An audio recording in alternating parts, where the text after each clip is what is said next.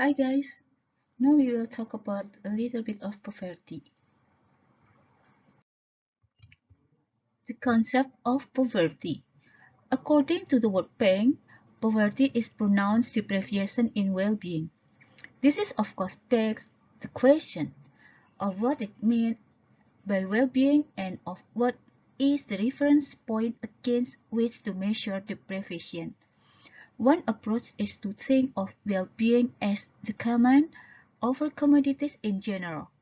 So people are better off if they have a greater command over resources. This is the most conventional view. Poverty is seen largely in monetary terms. A second approach to well-being and hence poverty is to ask whether people are able to obtain a specific type of consumption good. Do they have enough food, or shelter, or healthcare, or education? In this view, the analysis goes beyond the more traditional monetary measure. Like nutritional poverty might be measured by examining whether children are starved or obese, and educational poverty might be measured by asking whether people are literate or how much formal schooling they have received.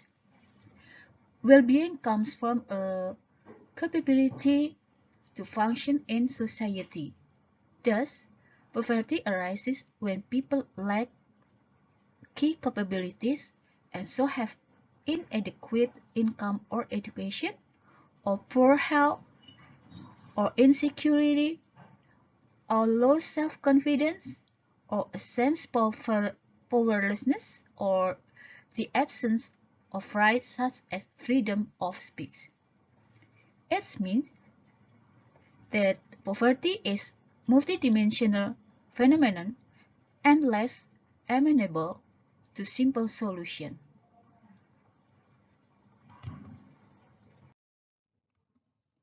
Why measuring poverty? There are importance in measuring poverty. 1. Keeping poor people on the agenda. The first goal of Sustainable Development Goals or SDGs is eradicate poverty. A credible measure of poverty can be a powerful instrument for focusing the attention of policymakers on the living condition of the poor people. It is easy to ignore the poor if they are statistically invisible. Secondly, targeting domestic and worldwide intervention.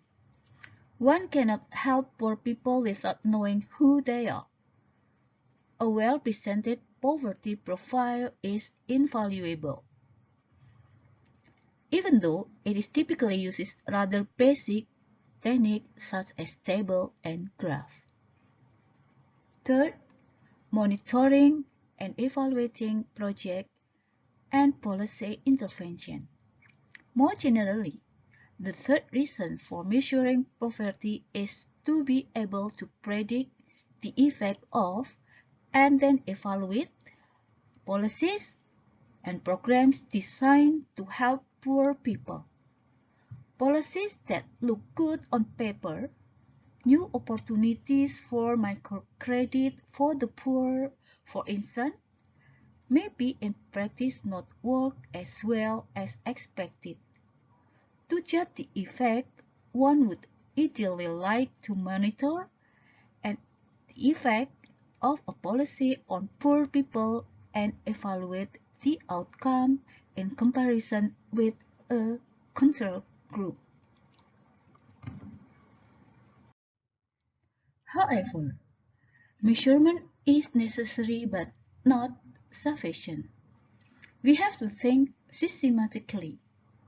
It is also important to think clearly and systematically about how the position of poor people may be improved and to act accordingly.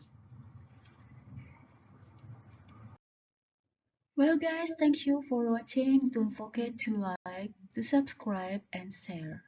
See you next.